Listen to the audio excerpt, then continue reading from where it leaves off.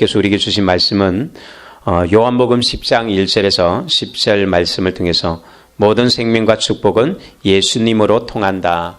모든 생명과 축복은 예수님으로 통한다. 이러한 제목으로 함께 은혜를 나누고 주의 말씀을 선포하도록 하겠습니다. 요한복음은 계속해서 우리에게 예수님은 누구신가에 대해서 말씀하고 있습니다. 이것은 우리에게 신앙에 있어서 가장 중요한 질문이요. 또 여기에 대해서 우리가 분명한 대답을 가지고 있어야 합니다. 그때 이것을 우리는 구원받았다. 하나님의 백성이다라고 이야기합니다. 어떻게 고백하는가? 어떻게 내가 주님에 대해서 예수 그리스도에 대해서 그렇게 내가 고백하는지에 대해서 이게 분명해야 되는데 오늘 9장에서는 빛으로 오신 예수님에 대한 이야기라면 10장에서는 선한 목자 되신 예수님 자신이 나는 선한 목자다. 이것이 10장에 나와 있는 이야기입니다. 여기서 예수님은 목자요 또 우리는 양으로 목자와 양과의 관계를 가지고 우리와 예수님과의 관계를 말씀하고 있습니다. 이것이 이스라엘 사람들에게는 쉬운 접근법이죠. 우리에게는 양이라는 것은 익숙하지 않지만 유목생활을 수천 년 동안 유목생활을 해왔던 이 이스라엘 사람들에게는 이것이 굉장히 비유 중에 제일 쉬운 비유가 되어집니다. 그래서 성경에는 이런 양과 목자의 비유가 참 많이 납니다. 우리가 대표적으로 알 수 있는 것이 시편 23편 여호와는 나의 목자시니 했을 때 우리는 양이라는 것이죠. 시편 100편에도 보면 그는 우리를 기르시는 분이요 우리는 그의 양이로다라고 기록되어 있기도 합니다. 신약 성경에도 예수님은 여기에서 요한복음에도 이야기하지만 요한복음 마지막에 가서도 예수님께서 베드로와의 이야기 속에서 베드로야 네가 나를 사랑하느냐 네가 나를 사랑하느냐 네가 나를 사랑하느냐 그때 베드로가 주님 그렇습니다. 내가 주님을 사랑하는 줄 주님 잘 아시지 않습니까? 그때 이 주님이 하셨던 이야기가 그래 어린 양을 먹이라 내 양을 치라 내 양을 먹이라 라고 이야기합니다. 그러니까 예수님은 우리 교회 성도들에 대해서 양으로 생각하고 또 그게 하나님 예수님은 뭐를 정했냐 목자로 그렇게 비유합니다. 우리가 이 풍습을 좀 이 부분들이 이런 비유들을 잘 이해하려면 팔레스타인 지방의 그 유대 지방의 양과 목자의 관계를 조금 우리가 이해할 필요가 있겠죠. 대부분은 유목 생활을 하는 사람들, 요즘에는 그 수천 년 동안의 이 유목 생활의 스타일을 그대로 이어받아 온 사람들이 베두인 민족들이죠. 여전히 전 세계를 돌아다니면서 그들은 양치기를 하고 있고 그 옛날 생활 방식을 거의 그대로 간직하고 있습니다. 이들을 통하여서 아브라함 시대에 또 모세 시대에 다윗 시대에 그때의 유목민들은 어떻게 살았는가 어느 정도 유추를 하게 되어지는데요. 거기에 보면 유목민들은 이 양들을 칠 때에 돌아다니면서 치게 수밖에 없잖아요. 그래서 들판에다 방목을 합니다. 근데 이제 저녁이 되면 낮에는 들판에다가 방목을 하면 되는데 이게 집에서 기르는 것이 아니라 늘 떠돌아다니면서 기르다 보니까 우리를 만드는 것은 어렵거든요. 그래서 낮에는 주로 초원에서 그렇게 양떼를 먹이면 저녁이 되면 이 우리를 어떻게 하느냐? 우리를 만드는데 나무를 세우거나 아니면 돌을 이렇게 쌓아서 어느 정도 울타리를 만듭니다. 뭐 높은 울타리도 아니라 아니면 나무대를 꽂아가지고 거기에다가 천을 가지고 이렇게 빙 둘러 놓으면 이게 우리가 돼버리는 거예요. 그리고 그 우리를 만들어 놓고 이제 저녁이 되면 목자가 양들을 불러내는 거죠. 불러서 이 안쪽으로 들입니다. 그때 이 목자가 한 마리 한 마리 점검하면서 병든 것은 없는지 오늘 충분하게 꼴을 먹었는지 또 상처 입은 양이나 이런 것들은 없는지 혹시라도 또 새끼 뵌 양은 없는지 하나하나 점검하다가 그래서 문제가 있거나 그런 부분들이 있으면 따로 빼서 목자는 양들을 돌보게 되어집니다. 그런데 양들을 기를 때에 좀 돈이 많은 사람들은 독자적으로 이렇게 우리를 만들어요. 좀 규모가 크고 대기업 정도 하면 그렇게 독자적으로 우리를 만들지만 규모가 좀 작은 곳은 독자적으로 못하기 때문에 그냥 같이 우리를 만들어 놓고 한꺼번에 양떼를 다 집어넣어요. 그런데 참 독특한 게 그냥 뭐 수백 마리가 섞였든지 얼마나 섞였든지 몇 집의 양이 섞였든지 우리는 구분을 못하잖아요. 그런데 양들은 어떤 특징을 가지고 있냐면 목자가 부르면 다 자기 목자를 찾아서 다 따라간다는 거죠. 오늘 성경에도 보면 그런 말이 있습니다. 양들은 목자의 음성을 듣고 목자는 양들의 이름을 각각 부르고 그리고 양들은 그 음성을 듣고 인도하여 낸다라고 얘기합니다. 그러니까 양들이 적으면 목자들은 양마다 이름을 붙이는 거예요. 1순위, 2순위, 3순위, 4순위, 5순위 이렇게 해서 이름을 다 붙이거든요. 이 이름을 붙이면 이름대로 부르면 양들은 자기를 부르는 줄 알고 각자가 와요. 근데 많은 숫자가 있으면 이름을 다 못 부르니까 그냥 자기 목자만의 독특한 소리나 필이나 이런 것들을 딱 부르면 그 양들은 그 소리를 자기 목자를 딱 알아들어요. 그리고 몰려드는 이게 양들의 특징입니다.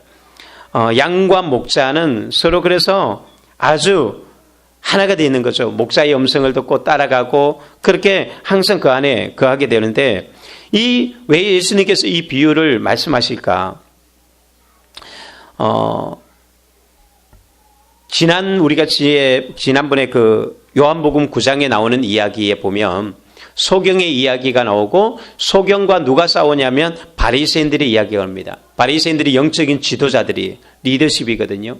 그런데 이 소경은 예수님을 만나고 눈을 뜬 뒤에 내가 예수님은 이런 분이다. 예수님을 만났다. 예수님에 대해서 소개하지만 정작 성경을 알고 연구했던 바리새인과 서기관들은 그 사람은 거짓말쟁이야. 그 사람은 죄인이야. 나쁜 놈이야. 이렇게 이야기해버리는 거죠. 무엇을 이야기하죠? 그 당시에 지도자들이 영적인 소경이었다는 것입니다. 그러니까 예수님은 오늘 이야기 속에서도 리더십에 관계된 이야기를 하는 거예요. 세상에 수많은 리더십들이 있고 지도자들이 있다. 오늘도 여기에 그 두 종류의 사람들이 나오는 거죠. 목자와 절도와 강도, 또 아니면 다음 주에 보면은 목자와 사꾼이 나옵니다. 우리가 어떤 리더십, 어떤 지도자, 어떤 사람이 내 삶을 이끌어가는가, 또 내가 누구를 따라가는가, 이것이 오늘 이제 요한복음 10장에서 우리에게 전해주는 중요한 교훈 중에 하나입니다. 마가복음 6장 34절에 보면 예수님은 이렇게 말해요. 많은 무리들을 보면서 목자 없는 양과 같다. 그 많은 예수님께 나오는 사람들을 보니까 너무 불쌍한 거예요. 목자가 보이지 않는, 목자가 없는 양처럼 갈 길을 잃어버리고 방황하는 그들의 모습을 주님은 안타깝게 보셨던 걸 보게 됩니다. 그런 연속성에서 예수님께서 자신이 선한 목자다. 나는 착한 목자. 나는 제대로 된 리더임을, 인도자임을 바라보고 그냥 단순하게 사람을 군림하는 리더가 아니라 치유하고 섬기고 그 양들을 위해서 정말 헌신하는 그런 목자임을 이 10장에서는 우리에게 이야기합니다. 자, 양과 목자, 이 관계 속에서 오늘 우리가 10장에서 여러 가지 교훈을 배우겠는데, 먼저는 첫 번째로는 양과 목자 사이에 우리가 오늘 배우고자 하는 말씀의 중심은 7절에 나와 있는 이야기입니다. 나는 양의 문이다. 예수님은 목자로서 자신을 가장 먼저는 양의 문이다라고 그렇게 표현합니다. 오늘 우리가 양의 문으로서의 목자, 그분에 대해서 우리가 배우기를 원하는데요. 먼저는 이 양은 양의 문 안에 있을 때의 생명과 안전을 보존받습니다. 마찬가지로 그리스도인들은 예수의 문 안에 있을 때의 생명과 안전을 보장받게 되어 있습니다. 생명이 안전하게 되는 거죠. 그래서 7절에서 내가 진실로 진실로 너희에게 말하노니 나는 양의 문이다. 당신이 양의 문이다라고 말하면서 그래서 너희들은 내 안으로 들어와 있어야 한다. 양들이 밤이 되면 이 우리 안으로 들어올 때에 그때에 우리 안으로 다 들어와서 편안하게 잠을 자는데 당신이 바로 양의 문으로서 그들을 지키고 그들을 보호하고 그들을 에게 필요한 것들을 공급하는 그 장면이 바로 이 양과 비유 속에서 이야기합니다. 이런 양에 대해서 연구하는 분들은 이 양이 4가지 조건이 만족하지 않으면 잠을 자지 눕지 않는다고 합니다. 그 4가지 조건이 뭐냐면, 첫 번째가 양은 겁이 많기 때문에 내가 자유롭다라고 생각하지 않으면 안 눕는데요. 그러니까 밤이 되어도 안 눕고 계속 서 있는다는 거죠. 그럼 병들게 돼 있거든요. 또한 두 번째가 뭐냐면, 양떼들은 또 옆에 다른 양들이 이 뭔가 자기 털에 부딪히고 마찰이 생기면, 그러면 또 이 양은 눕지 않는데요. 그러니까 다 따로따로 각자가 그 들판에 누워 있어야만 한다는 것이죠. 그랬을 때에 비로소 이 양떼들은 눕는다는 거예요. 그런데다가 세 번째 가면 또 이게 모기나 이런 벌레들이 자기를 물거나 이렇게 건드린다. 우리가 소위 말하는 찝쩍거린다. 그러면 이 양들은 또 잠을 안 자는 거예요. 눕지를 못하는 거예요. 굉장히 성질도 정말 까다롭고 더러운데 여기 보면 참 이게 그냥 편안하게 그냥 대충 잘 것 같은데, 양은 한번 자기가 누우려면 조건이 굉장히 까다로워요. 네 번째로는 어디까지 있냐면은 내가 뭔가 좀 부족하다, 배불리 안 먹었다, 그러면 잠을 못 자는 거예요. 그래서 배가 불러야지 잠을 자는 거예요. 참 식성도 굉장히 좋죠. 까다롭고. 그래서 자기가 모든 조건에 내가 이제 자유롭다, 또 아무도 나를 공격하지 않고 아무도 내게 곁에 없고, 그리고 배가 부르다, 이런 조건이 되면 겨우 편안하게 그 밤을 보내는, 이게 이런 까다로운 조건들을 다 만족시켜줘야 되니까 목자가 쉬운 것은 아닌 거죠. 어렵습니다. 그러나 이런 조건들을 다 제공받으려면 어떻게 했어야 돼요? 양우리 안에 있어야 한다는 거죠. 부딪힐 가능성도 있고 여러 가지 어려운 조건들이 있을 수 있지만, 그러나 그때마다 목자는 다 적당하게 그들에게 맞는 분위기와 모든 것들을 만들어주게 돼요. 그러나 양우리 밖으로 나가면 이거는 받을 수가 없는 거죠. 어떤 것으로부터 우리가 보호받을 수 있는 장치가 없어집니다. 양들에게는 많은 공격들이 있습니다. 여기 나오는 이런 파리라든지 모기, 이런 것뿐만 아니라 일이나 곰이나 사자, 이런 것들의 공격 언제라도 받을 수 있고, 독사의 위험들도 있고, 광야에는 수없이 노출되어 있는 위험 속에서 이 양들이 안전하게 보호받는 길은 뭐냐? 목자가 만들어 놓은 테두리 안에 있는 거예요. 그랬을 때 양들은 자기가 안전한데, 그런데 이 목자가 그렇게 지켜주는데 불구하고 다른 공격들이 있어요. 외부의 공격들이 오기도 합니다. 그러나 양무리 안에 있을 때 이런 공격으로부터 외부 세력으로부터 목자가 막아주는 거죠. 마찬가지로 우리에게도 목자이신 예수님께서 우리가 고난과 환난과 어려움을 당할 때에, 그때에 우리가 안전한 길이 뭐냐? 바로 목자가 만들어놓은 우리 안에 들어가 있는 거예요. 그게 우리는 소위 말하는 공동체예요. 여러 사람들이 다 있지만 그게 교회이고 공동체예요. 거기 안에서 주님은 우리에게 때로는 보호하시고 또 지키시고 먹이시고 관리하시는 것이죠. 이 양은 이렇게 까다로우면서도 실제로는 이렇게 자기가 조건이 많으면 잘해야 되잖아요. 근데 양은 실제로 굉장히 연약할 뿐만 아니라 성질도 고집불통이에요. 그래서 굉장히 고집이 세다 할 때에도 또 양도 이런 부분들에 한고집합니다. 또한 시력도 좋지 않고 냄새도 잘 맡지 못하고, 그래서 이게 길을 가다가 웅덩이에 빠지는지도 모른 채로 그냥 앞으로만 가는 거예요. 또 절벽이 있는데도 절벽이 위험도 모른 채로 그냥 앞에 누가 가면 그냥 무조건 따라가는 게 양이에요. 그만큼 어리석기도 하고 또 이렇게 분별력도 없는 것이 양입니다. 그래서 이사야서 53장에 보면 성경은 우리를 어떻게 표현하면은 우리는 다 양 같아서, 성도들을 하나님 어머님이 양 같다라고 그렇게 이야기해요. 양으로 비유합니다. 그러면서 뭐라고 하면 우리는 다 양 같아서 그릇 행하여 각기 새 길로 갔거늘. 우리는 양 같아서 각자 자기의 길로 하나님이 원하는 만들어놓은 그 길보다 늘 다녔던 그냥 늘 말씀하는 그게 아니라 각자가 자기 길로 가기 쉬운 것이 양이라는 것입니다. 그래서 오늘 이 양과 목자와 양의 비유에서 말씀하고 싶은 게 뭐예요? 양에게는 약하고 미련하고 무능하고 이런 많은 부분들이 있기 때문에 목자가 없이는 살 수가 없다는 거예요. 반드시 목자가 필요하다는 거예요. 그래서 우리가 예수님을 믿는다는 것은 양이 목자 없으면 살 수 없는 것처럼 우리 또한 예수님 없으면 그리스도인이라는 것은 결국은 죽은 것과 같다는 것입니다. 그래서 우리가 때로는 그런 것을 느낄 때가 많이 있죠. 나는 왜 이렇게 이거밖에 못하지? 나는 왜 이렇게 늘 실수하고 나는 왜 이렇게 죄에 빠지고 나는 왜 약한가? 내가 이러면서 내가 어떻게 목사를 하고 내가 어떻게 이러면서 사역을 할까? 이런 고민들에 빠질 때가 있어요. 그러나 여러분 그것이 정상이에요. 아니 그것이 정말 올바른 생각이에요. 하나님은 우리에게 말합니다. 그래 너희가 진짜 연약한 양이라는 것을 아는 것 그게 중요하다. 그래서 내가 너희의 목자로 있는 것이다 라고 말해요.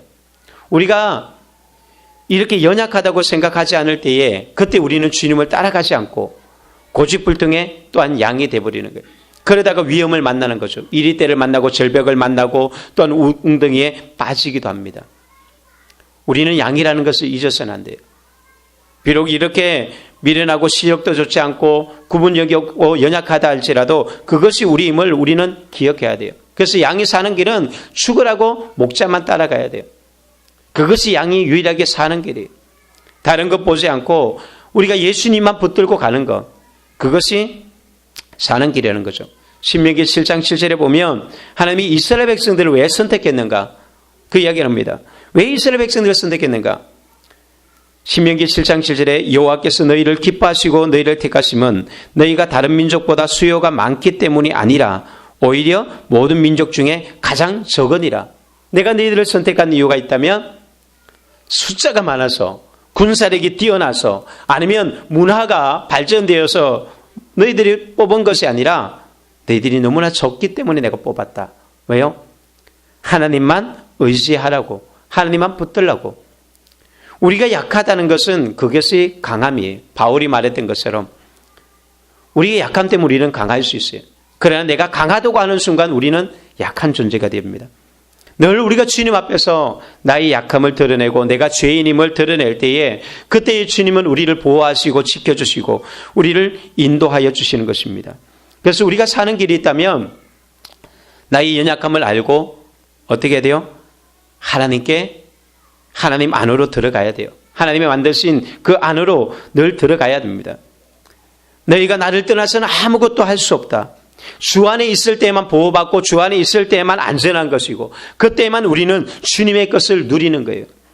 우리는 이 양처럼 때로는 하나님께 너무 까다로워요. 요구하는 것들이 너무 많아요. 이런 조건 저런 조건 하나님 이게 해주면 할 것이고 저게 해주면 해줄 것이고 다 해줘도 그래도 끊임없이 이래 해야 되고 저래 해야 되고 요구들이 참 많은 게 우리의 또한 습성이기도 합니다. 그러나 우리가 그런 모든 것들을 정말 받고 싶다면 혜택을 받고 싶다면 하나님 안에 거해야 된다는 것이죠. 주 안에 있을 때에 우리는 가장 안전합니다. 세상은 언제라도 위험에 노출되어 있기 때문에 우리가 그 안에서 있을 때의 평안을 누리고 생명을 보존받게 되었습니다. 자, 원인들이 늘 주 안에 있기를 예수 그리스도의 이름으로 축원드립니다.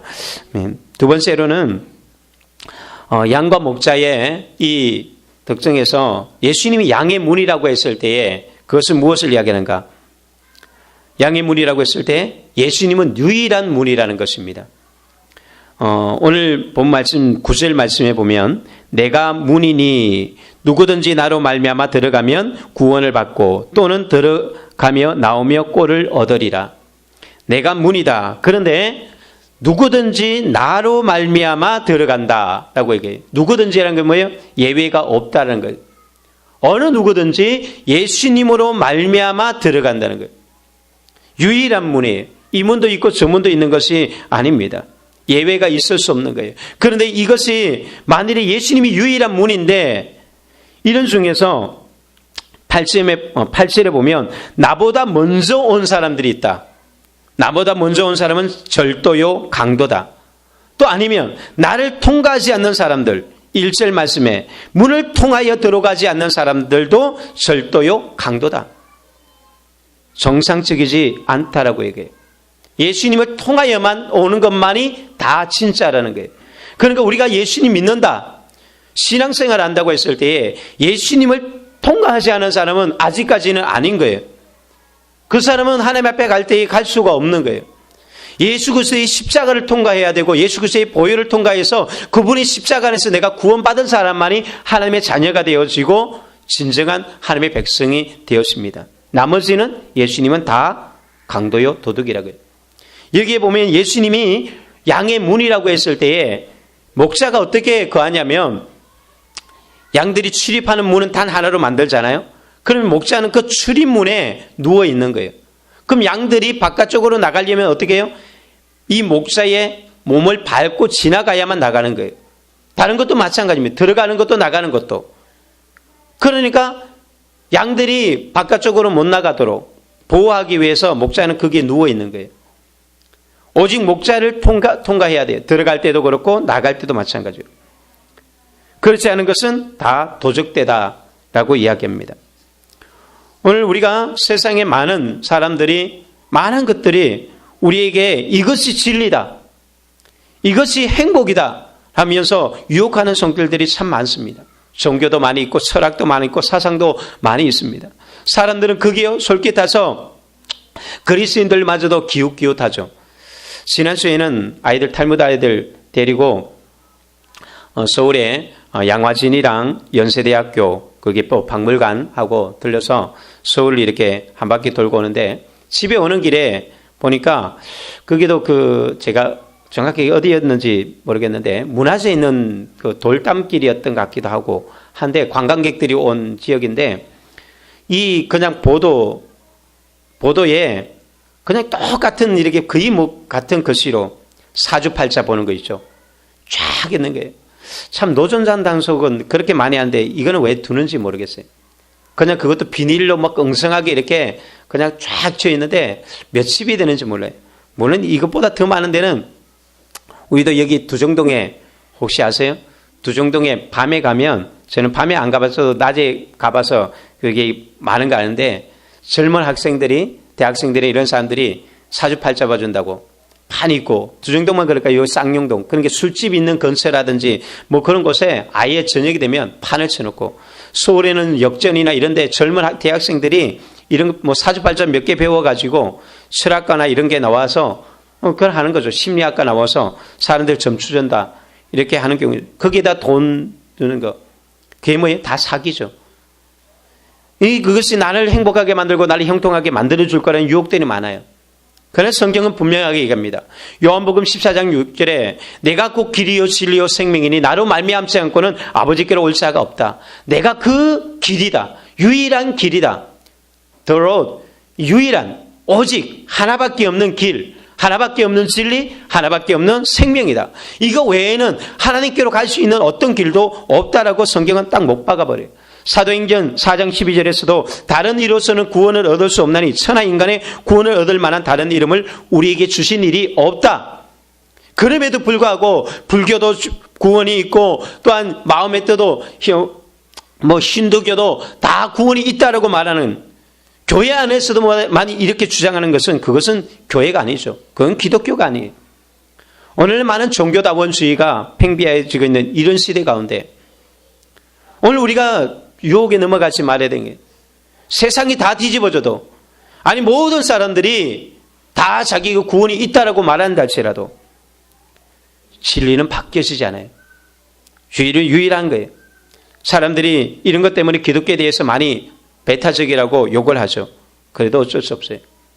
이만재 씨가 옛날에 90년도에 한 그 당시에 썼던 책이 있는데 교회에 가기 싫은 77가지 이유라는 책을 쓴 적이 있습니다. 지금도 그 책이 나오긴 나오는데 이분이 많은 젊은이들, 그냥 무작위로 젊은이들을 만나서 앙케이트 조사를 했어요. 왜 당신은 교회에 가기 싫습니까? 교회에 가기 싫은 이유를 여러 가지 조사를 딱 했더니 몇 가지 나오냐? 77가지가 나오더라는 거예요. 그리고 거기에 대해서 하나하나 설명하는 책이 이 책으로 나왔는데 뭐 여러 가지 이유가 있죠. 뭐 헌금을 하여서 그렇다, 뭐 전도를 많이 해서 그렇다, 많이 이유인데 그 중에서 나오는 게 우리가 뚜렷하게 알 수 있는 것이 기독교는 너무 배타적이다. 자기만 믿어야 된다 그런다. 아니 다른 종교는 그런 이야기 하는데 기독교는 너무나 편향적이고 자기밖에 모른다. 이웃을 사랑하라고 하면서 그러면 이웃을 사랑한다면 이웃 종교도 사랑해야 되지 않느냐.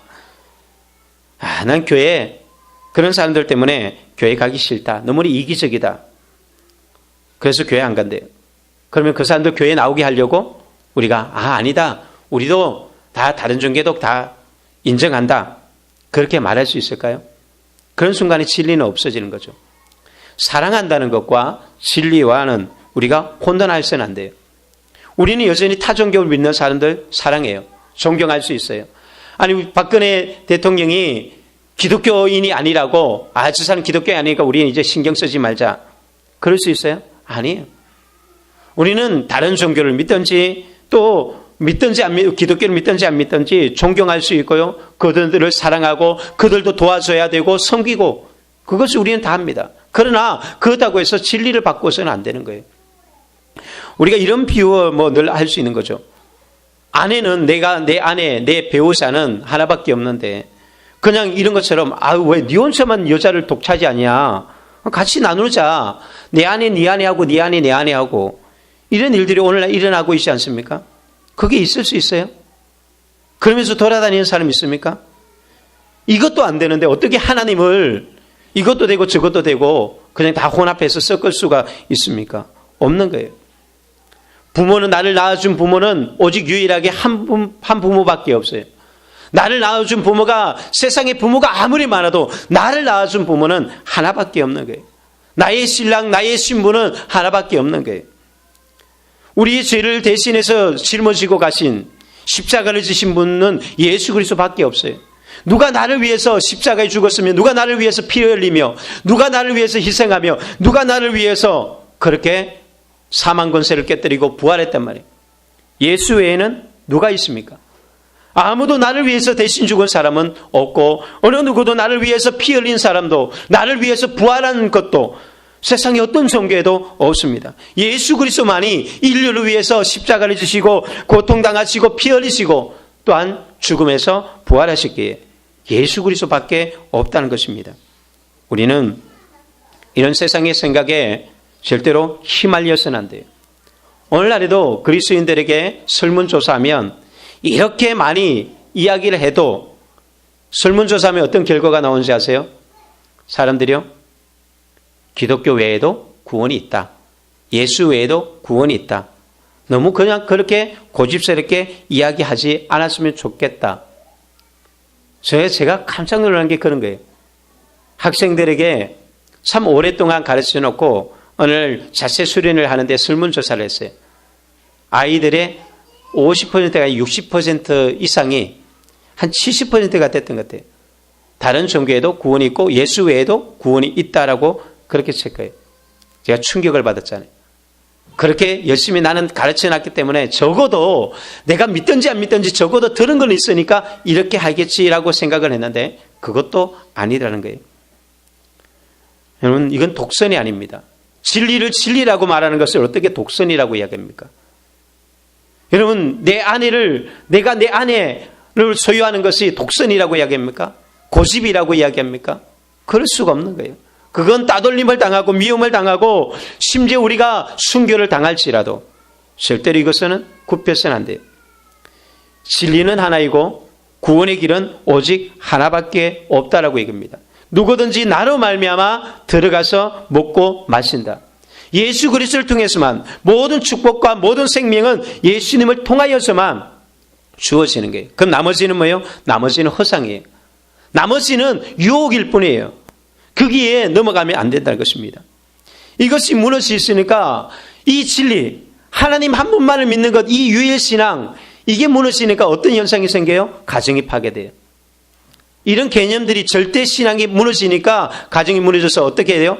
스와핑이라는 게 생겨요. 네 아내가 내 아내고 내 아내가 네 아내가, 이게 현실적으로 일어나기 시작하는 거예요. 가정이 깨지는 거죠. 그리고 사회가 성적으로 문란해지는 거예요. 단지 하나님만을 잘 믿는 여기에 문제가 아니라 이 관계가 깨지고 나니까 이스라엘 백성도 그렇고 역사 대대로 마찬가지예요. 하나님의 이 절대신앙이 무너졌을 때에 사람들의 일상 속에 가정이 무너지더라고요.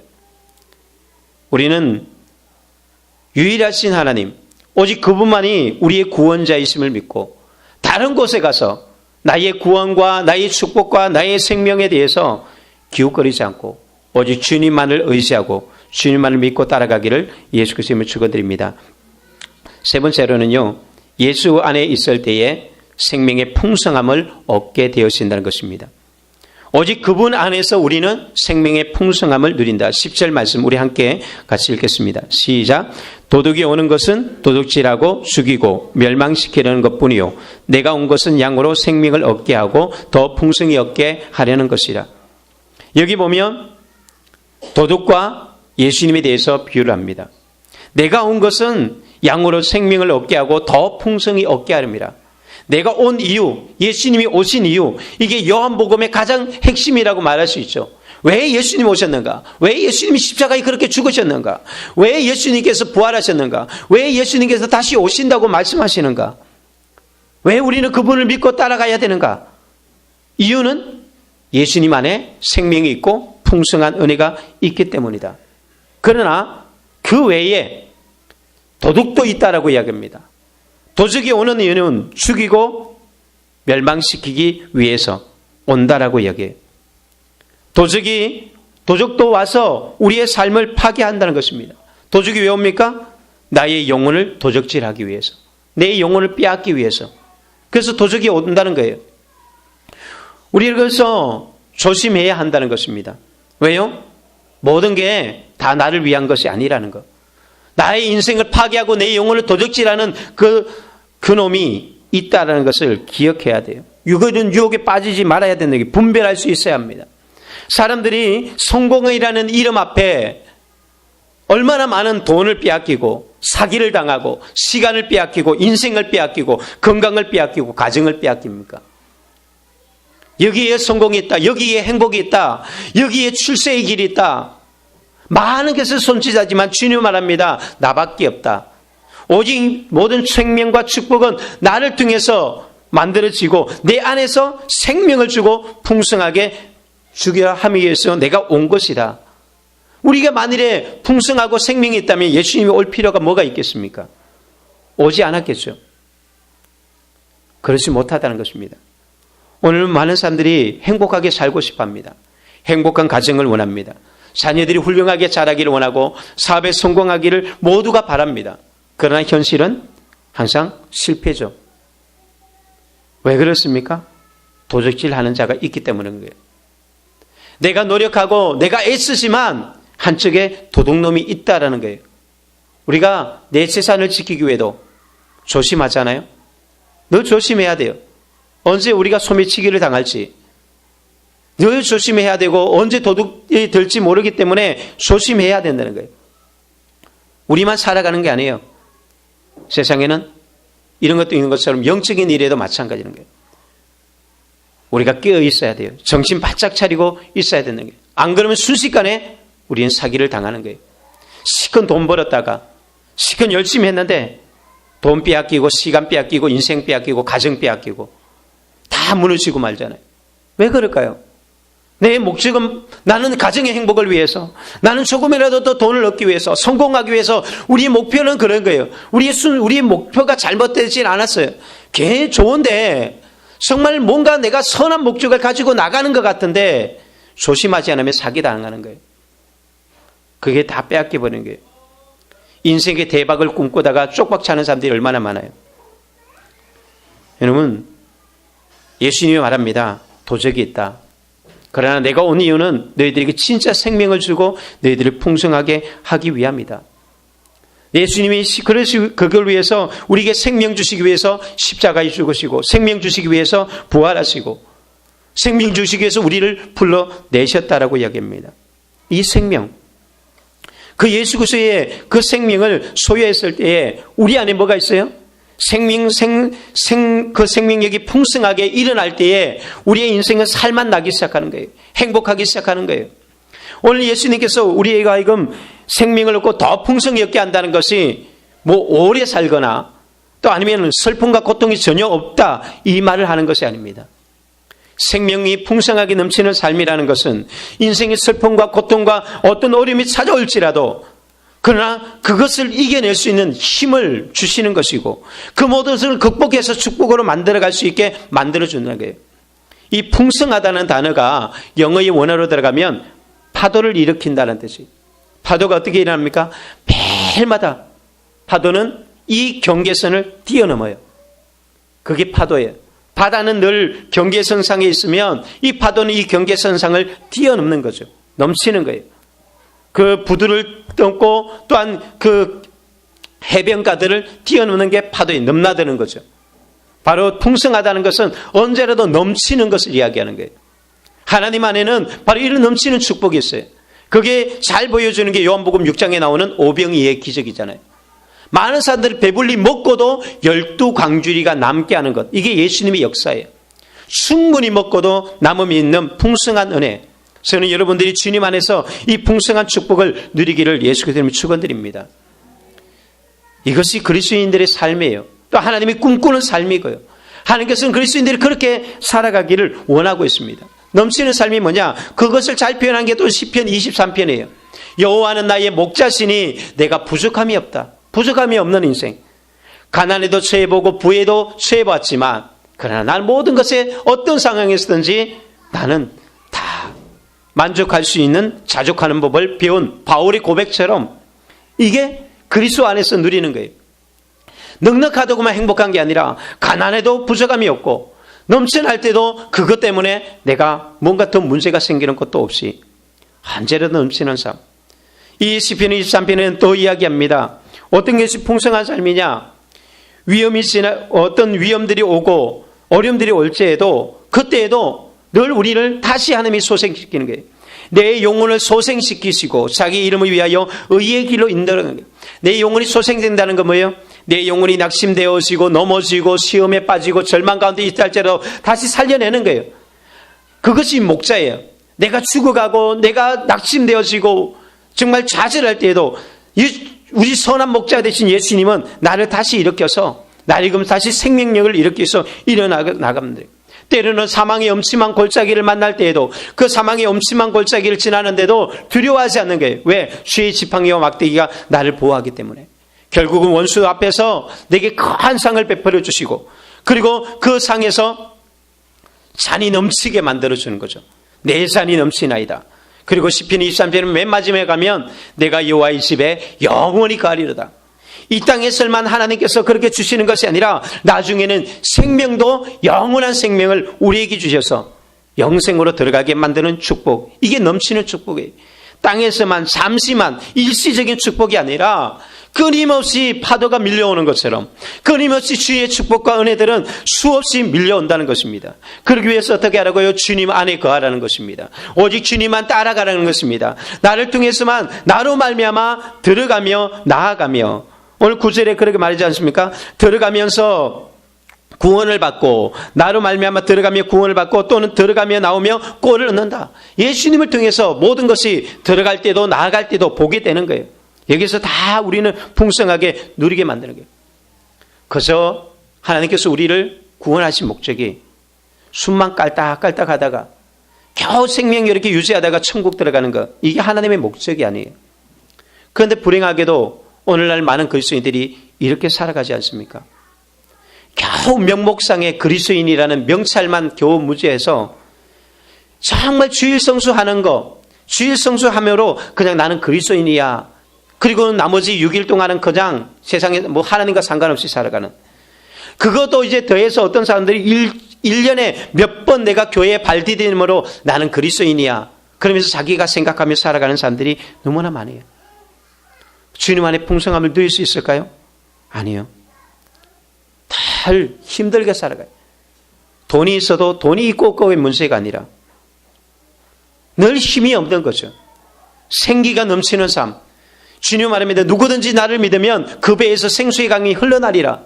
주님을 믿고 주님을 따르는 사람에게는 누구든지 생수의 강물이 흘러넘치고 성령의 생수가 흘러넘쳐서 그 물이 닿는 곳마다 생명력이 넘쳐난다고 이야기합니다. 여러분, 마음이 불안합니까? 하나님을 믿습니다라고 하면서도 한편에서는 불안과 두려움이 있습니까? 제가 죄에 끌려가고 또한 마음에 자유함이 없진 않습니까? 그렇다면 아직까지는 우리가 그리스도 안에 있는 것이 아닙니다.